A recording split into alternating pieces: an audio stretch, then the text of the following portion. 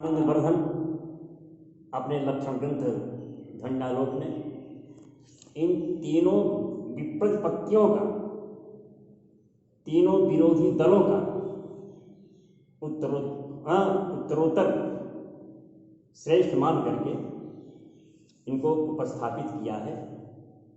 यह मैंने आपको बताया। ये उत्तरोत्तर श्रेष्ठ हैं और सबसे बढ़िया तो वो हैं जो ध्वनि को मानते हैं, अनुभव करते हैं, समझते हैं ध्वनि को। ये बड़ी अच्छी चीज़ है। अगर काव्य में ध्वनि तत्व है, जीवित भूत अंश जो ध्वनि की सत्ता है, तो काव्य की काव्यता है। लेकिन ये बेचारे असमर्थ हैं, इसकी व्याख्या नहीं कर पा रहे हैं, अभिव्यक्ति नहीं कर पा रहे हैं। इसके लिए वे सबसे श्रेष्ठ माने जाते हैं।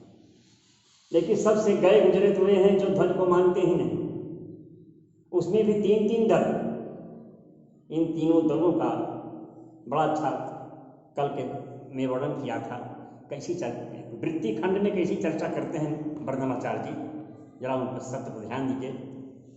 तो वह अभाववादी पूछता है ध्वनिवादी से, हे ध्वनिवादी, जरा ये बताओ, आप जो ध्वनि मानते हैं काव्य में, मानते तो शब्द ही अर्थ में है ना? शब्दा शरीरम तावत काव्यम तत्र तो शब्दगत चारुत हेतवः शब्दालंकारः अर्थगताश्च उपमादयः। आप शब्दगत वैशिष्ट, शब्दगत जो चारुता है, सौंदर्य है काव्य का, वह चारुता तो शब्दालंकार ले लिया। अवर्थ में जो चारुता है वह सब अर्थालंकार ले लिया। और भी जो काव्य में चारुता है, हमारे पूर्वजों ने, काव्य शास्त्रियों ने, चाहे आचार दंडी हुई हों, चाहे बामन हुई हों, जिन्होंने रीति कहा, जिन्होंने मार्ग कहा, संघटनाओं के रूप में वर्णन किया, तापि श्रवण गोचरम, उसको भी हम लोगों ने सुन लिया है। ते कौन सी नई बला दे दिया, तद व्यतिरिक्त कोयम ध्वनि नाम, उन सब से अतिरिक्त यह ध्वनि नाम जो आपने अलग से किया, ये कौन चीज है, ये ध्वनि क्या है? तो ध्वनिवादी कहता है, अरे भैया, जो ये भी चारुता है, काव्य में चारुता एक ध्वनि है, लेकिन हम शब्द अर्थ में नहीं मानते हैं। तभाववादी बीच में बोल पड़ा, वाह भाई वाह, आप शब्द अर्थ को छोड़ रहे हैं, तो आप तो प्रस्थान व्यतिरेकी कहे जाएंगे। जैसा कल मैंने आपको बताया, समूचा काव्य शास्त्र शब्द अर्थ पर चल रहा है, शब्द अर्थ को कोई छोड़ना नहीं चाहता है। आप शब्द अर्थ को हटा करके ये चारुता कहाँ लाएंगे? शब्द में लाएंगे कि अर्थ में लाएंगे? यही तो लाएंगे ना। अब आप कहते हम शब्द अर्थ को छोड़ दिया, तो आखिर चारुता कहाँ रहती है? तो फिर अब ध्वनिवादी उत्तर देता है, हम शब्द अर्थ को बिल्कुल छोड़ते नहीं हैं, मानते शब्द ही अर्थ में है, लेकिन वह चारुता शब्द अर्थ में रहते हुए भी शब्द अर्थ से व्यतिरिक्त रहता है, उसको हम ध्वनि कहते हैं। फिर अभाववादी चिल्ला पड़ा कि वाह जनाब वाह, आपने कोई नई चीज नहीं दी, केवल नाम बदल दिया है, पर ध्वनि आंख मूंद करके चिल्लाते हैं। इसलिए आपका ध्वनि सिद्धांत प्रवाद मात्र है, बकवास मात्र है, हम ध्वनि को मानने को तैयार नहीं है। ये अभाववादियों का मत कल मैंने जो बताया उसको थोड़ा संक्षेप में दोहरा दिया। अब आगे जो कारिका लिखते हैं, जो प्रथम कारिका में कहा है, ये तो अभाववादियों का दल है, और दूसरा दल हुआ लक्षणावादियों का। लक्षणावादी का वर्धनाचार्य कहते हैं, तस्याभावम जगदुरपरे भाक्तमाहुस्तमन्ये। भाक्तमाहु माने भाक्तम अर्थात लक्षणा, भाक्त माने लक्षणा। ये भाक्त शब्द जो बना है भज धातु से, का प्रत्यय करके बना है। भाक्तमाहुस्तमन्ये अन्य लक्षणावादिनः, जिन्होंने काव्य में लक्षणा को स्वीकार किया है। एक विशेष अर्थ निकलता है, अगर मुख्य अर्थ बाधित हो जाता है, एक विशेष अर्थ जो निकलता है वह है लक्षणा, और उसका लक्ष्य अर्थ है, और जो व्यापार काम करता है, जिस शक्ति के द्वारा, जिस व्यापार के द्वारा यह लक्ष्यार्थ प्रतीत हो रहा है, उसको कहते हैं लक्षणा व्यापार। अर्थात लाक्षणिक शब्द के द्वारा, इसलिए इसका नाम पड़ा भाग तमाहुस्तमन्य अन्य लक्षणावादी न। अरे भाई, आपके ध्वनि को हम लक्षणा में अंतर्भूत करते हैं। उनकी दलील इस प्रकार से है, यह ध्वनि कोई अलग चीज नहीं है, ये लक्षणा ही है। एक प्रकार से लक्षणा और ध्वनि दोनों को एक ही मान लिया। हे ध्वनिवादी, केवल आपने नाम परिवर्तित कर दिया, जिसको हम लक्षणा कहते हैं उसी को आप ध्वनि नाम से कहा गया है। तो इतनी आप डींग हाँकते हैं कि हमारे इस ध्वनि सिद्धांत को स्वीकार करो, धर्म सिद्धांत को स्वीकार करो, हम मानने को नहीं तैयार हैं, क्योंकि हम पहले ही हमारे पूर्वजों ने, काव्य शास्त्रियों ने इसकी चर्चा बड़े ढंग से, विशेष ढंग से कर दिया है। इसलिए कोई एक नई चीज नहीं है, क्योंकि यह भाग नहीं है। भाग माने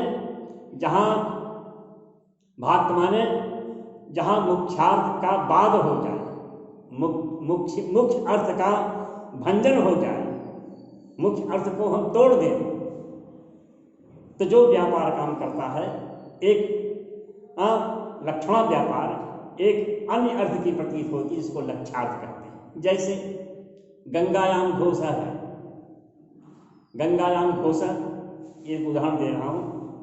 गंगायाम घोषा, गंगा में बसती है, गंगा में गांव है, ये अर्थ निकल रहा है। तो गंगायाम, ये गंगा पद में जो सप्तम्यंत है, सप्तमी विभक्ति है, तो गंगा की जो जलधारा है, इस जलधारा में बस्ती होना बड़ा संभव है। कोई जल में कोई बस्ती बना सकता है, गांव बस सकता है क्या? कस्मत में। तो गंगायाम घोषा, लेकिन एक नया अर्थ निकल रहा है कि गंगा के तट पर, गंगा के तट पर घोष है, गंगा तटे घोष। गंगायाम घोषा कहने से गंगा तटे घोष एक नया अर्थ निकल रहा है। तट अर्थ की जो प्रतीत होती है, अर्थात गंगायाम घोषा जो मुख्य अर्थ है, गंगा में बस्ती है, गंगा में गांव है, ये मुख्य अर्थ का बाद हो रहा है। जो मुख्य पहली शर्त है लक्षणांत के मुख्य अर्थ का बाद, और उसी मुख्य अर्थ से संबंधित जो तट अर्थ की प्रतीत हो रही है, गंगा तटे घोष है, ये तट अर्थ कहाँ से निकला? तो लक्षणावादी कहते हैं हमारे लक्षणा व्यापार से, इसी को कहते हैं लक्षणा। लक्षणा व्यापार से तट अर्थ की प्रतीत होती है। गंगा तटे घोष, तो गंगा तटे घोष जो जब कह दिया, तो गंगा तटे घोषा जो अर्थ है, गंगा के किनारे, गंगा के तट पर बस्ती है, गांव है, यह जो अर्थ की प्रतीत हो रही है, यह लक्षणा व्यापार के आधार होती है। इसलिए इसको कहा गया है भाग, अर्थात मुख्यार्थ कहाँ जहाँ भंजन है, मुख्यार्थ कहाँ जहाँ बाद हो जाए, उसको जो दूसरा व्यापार काम करे, एक दूसरे अर्थ की प्रतीति होने लगे, जिस व्यापार के बल पर वह अर्थ की प्रतीति वह लक्षार्थ है, और जिस व्यापार के द्वारा अर्थ की प्रतीति होती है उसको लक्षणा व्यापार कहते हैं। यही रहे, इसलिए कहा भाग तमाहुस्तमन्य। तो लक्षणावादी कहते हैं आपके ध्वनि को हम लक्षणा के अंतर्गत करते हैं, ये कोई नई चीज नहीं ध्वनि, आप ध्वनि अपने पास रखिए, हमको ध्वनि की आवश्यकता नहीं है। तो ध्वनिवादी उत्तर देता है ऐसी बात नहीं है, आपका जो लक्षणा है ये अलग चीज है, हमारा जो ध्वनि है एक अलग चीज है। भक्त्या विभर्धनैकत्वम रूप भेदात अयम ध्वनि, बड़ा अयम ध्वनि अस्माकम अयम ध्वनि, हमारा जो यह ध्वनि सिद्धांत है आपके भक्ति से, आपके लक्षणा शक्ति से एक अलग चीज है, स्वरूप भेद इसका है। वैसे इसके बड़े लक्षणा और अब यह ध्वनि जो निकला, जो ध्वन्यर्थ की प्रतीत हुई, यह व्यंजना व्यापार के ध्वनन व्यापार, इसको ध्वनन व्यापार भी कह सकते हैं और व्यंजना व्यापार भी कर सकते हैं। इसलिए हमारे ध्वन्यालोककार के जो ध्वन्यालोक की जो सुप्रसिद्ध टीका है श्री अभिनव गुप्त, उन्होंने लोचन नाम की टीका जब की है, तो इस ध्वनि शब्द के पांच अर्थ किया गया, 5 अर्थ किया है। ध्वननम ध्वनि, ध्वन्यते अस्मिन् इति ध्वनि, 5 प्रकार की व्याख्या किया है। ध्वनत इति ध्वनि, ध्वनत इति ध्वनि, ध्वनत इति ध्वनि, ध्वनि कहने से ध्वनत शब्द अर्थ ये दोनों ध्वनित होते हैं। जो शब्द और अर्थ को ध्वनित करे, अभिव्यंजित करे, उसको कहते हैं ध्वनि। ध्वनत इति ध्वनि, दो अर्थ ये हो गए। ध्वनति कम ध्वनि ही शब्दम ध्वनति, अर्थम ध्वनति इति ध्वनति इति ध्वनि। जो शब्द को भी ध्वनित करे, अर्थ को भी ध्वनित करे, उसको ध्वनि कहते हैं। दो अर्थ हुए। एक अर्थ ध्वननम ध्वनि, जिसमें ध्वनन शक्ति है। उस शब्द अर्थ की अभिव्यक्ति में जो ध्वनन शक्ति है, ध्वनन व्यापार है, अर्थात व्यंजना, इस व्यंजना को भी, व्यंजना शक्ति को भी ध्वनि कहते हैं। अध्वन्यते अस्मिन् इति ध्वनि, जिसमें समूचा काव्य विशेष है। समूचा जो काव्य विशेष आ गया, काव्य, एक काव्य आया, एक काव्य विशेष आ गया, दोनों जब आ गए, इस प्रकार से 5 प्रकार के ध्वनि शब्द की व्युत्पत्ति की गई। तो लक्षणावादी का यह कहना है कि हम आपके ध्वनि को लक्षणा के अंतर्गत ही करते हैं, जबकि बात ध्वनिवादी नहीं बात। आपकी जो लक्षणा है हम उसको ध्वनि के अंतर्भूत करेंगे, न कि हमारा ध्वनि, क्योंकि ध्वनि का विस्तार बहुत है, बहुपरायत है। इस लक्षणा का स्वरूप कुछ है और ध्वनि का स्वरूप कुछ है। कैसे? स्वरूप भेद है इसका। स्वरूप भक्त्या विभर्ति नैकृत्यम, आपके भक्ति के साथ, लक्षणा के साथ ये हमारा ध्वनि जो है नहीं आएगा। ध्वनि के साथ आपकी लक्षणा आ जाएगी। अब इसको एक कहेंगे आप तो मैं मानने को तैयार नहीं हूँ, ऐसा ध्वनिवादी कहता है। मैं मानते हैं नैकृत्यम, एकत्व का रूप नहीं धारण कर सकता है। क्यों? रूप भेदात अयम ध्वनि, अयम ध्वनि रूप भेदात।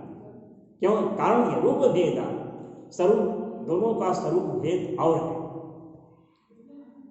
तो लक्षणावादी कहता है हमको समझाइए कैसे इसका स्वरूप भेद है। बड़ा सीधा उत्तर दिया, अरे भाई, जैसे कोई कहे गंगायाम घोषः, ठीक है, आप लक्षणा से गंगा तटे घोषः अर्थ निकाल दिया, मुख्यार्थ का भाग हुआ। और उस मुख्यार्थ से संबंधित उसी मुख्यार्थ में ही जो एक अर्थ, दूसरे अर्थ की प्रतीति होती है, जिसको लक्षार्थ कहते हैं, आपने लक्षणा व्यापार के द्वारा लक्षार्थ को सिद्ध किया।